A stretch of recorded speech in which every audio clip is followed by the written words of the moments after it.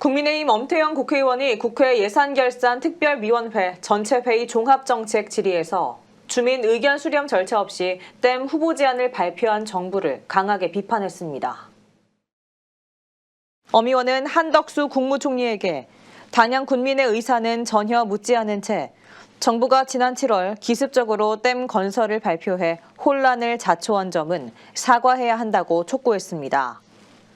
또 댐 건설을 추진하면서 최근 사전 검토 협의회를 폐지하는 정부 조직법 개정안을 발의하는 것이 맞는 처사냐고 주장했습니다.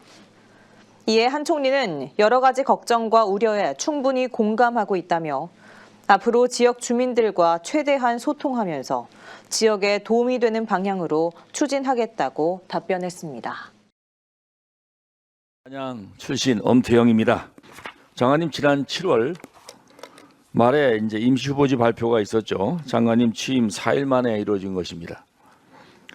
당시 단양천 댐도 임시 후보지에 포함이 됐는데 정부 발표 이후에 단양군민 전체가 일어나서 엄청난 반발을 하고 언론에 많이 보도되었습니다. 지금 본 의원이 임시 후보지 선정이 어떻게 이루어졌는지 또 지자체 의견 수렴 절차는 어땠는지 한번 살펴봤습니다. 그랬더니 보니까 임시 후보지 14곳 중 5곳은 이미 1년 전 정부에 댐 건설 등의 의견 요청에 별도 의견을 제출하지 않은 곳입니다. 중요한 것은 이들 지역은 댐 건설을 희망하지 않는다고 했는데 정부가 의견 수렴이나 또 어떤 협의나 설명도 없이 후보지안을 기습적으로 발표한 것입니다. 결국 5개 지역 중 단양을 포함한 4개 지역은 주민들의 거센 반발로 이어졌고 최근에 정부가 보류하겠다고 발표까지 했습니다. 장관님, 문제는 보류 지역에 대해 정부가 계속해서 추진하겠다는 의사를 보여서 지역 주민들은 여전히 불안해한다는 것입니다.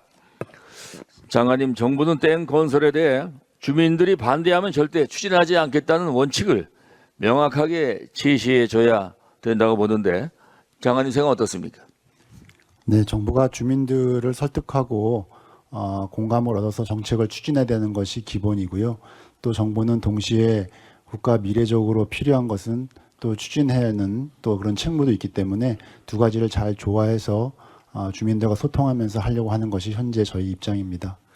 그런데 과거 댐 건설을 강하게 반대한 곳은 과거에 정부의 일방적인 댐 건설로 인해서 수몰의 아픔이 있다는 그런 공통점들이 있습니다.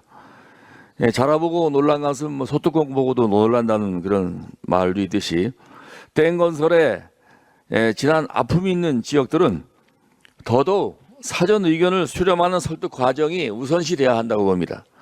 정부가 먼저 발표하면서 거센 반발을 불러일으켰고 추진이 이제 더 어려웠다는 점도 정부가 반성해야 될 것이라고 봅니다. 하여튼 장관님, 댐 건설을 강하게 반대하는 강원도 양구나 충북 단양을 보면은 고향이 수몰되는 아픔도 아픔이지만은 이제 그 피해의식이 매우 큽니다. 지난 11년간 물 사용 내역을 보니까 소양강 댐은 99%, 충주 댐은 96%가 서울, 경기도에서 사용했습니다. 이처럼 기존 댐 주변 지역은 타 지역의 용수 공급 그리고 홍수 예방을 위해 희생한 만큼 적절한 보상과 지원이 이루어졌어야 되는데 오랫동안 피해만 보다 보니까 또다시 그 지역에 댐 건설을 한다니까 모두가 화들짝 놀라는 것입니다. 지난 11년간 물 사용료 대비 지역 지원 사업비 규모를 보니까 충주댐은 1조 2천억의 물 사용료를 벌었는데 지원 사업비는 고작 800억, 7%였습니다. 소양강 댐도 5,140억을 벌었는데 지원은 500억, 10%입니다. 이러니까 충북 단양과 강원 양구 등의 지역민들은 댐에 대해서 부정적 인식이 높을 수밖에 없습니다. 장관님, 동의하십니까? 네, 그 아픔에 대해서 저희들이 잘 인지하고 있고 그 지역에 그 지원을 더하는 방안을 저희들이 조금 검토하려고 합니다. 어떤 설명도 어떤 협의도 없이 기습 발표하다 보니까 난리가 난 거 아닙니까? 네, 그 점에 대해서 저희가 조금 더 노력하려고 합니다. 장관님, 수계기금도 마찬가지입니다. 강 상류에 위치한 댐 주변 지역은 수몰 및 규제로 인해서 고통은 늘 많이 받고 있는데 지원 기준에 주민 수를 반영하다 보니까 주민들이 점점 떠나고 있는데 갈수록 또 지원금도 줄고 있습니다.